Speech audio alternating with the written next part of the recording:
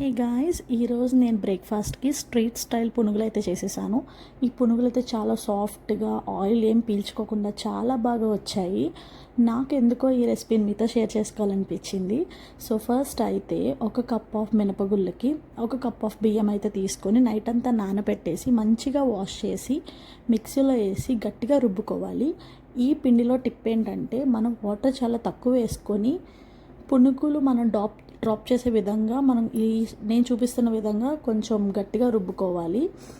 ఇలా రుబ్బుకున్న దాన్ని ఒక బౌల్లోకి తీసుకొని అందులో జీరా అండ్ సాల్ట్ యాడ్ చేసుకోవాలి. మీకు నచ్చితే ఆనియన్స్ యాడ్ చేసుకోవచ్చు, కరివేపాకు యాడ్ చేసుకోవచ్చు, చిల్లీస్ యాడ్ చేసుకోవచ్చు.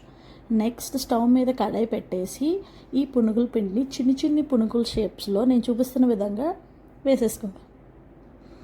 వన్స్ ఇలా వేసేసుకున్నాక మంచిగా గోల్డెన్ బ్రౌన్ కలర్ వచ్చేలాగా దీన్ని ఫ్రై చేసుకోవాలి. బయట తినే పునుగుల కన్నా మనం ఇంట్లో ఇలా హెల్తీగా చేసుకుంటే పిల్లలు కూడా చాలా ఇష్టంగా తింటారు కాబట్టి నేను ఇలా ప్రిపేర్ చేశాను.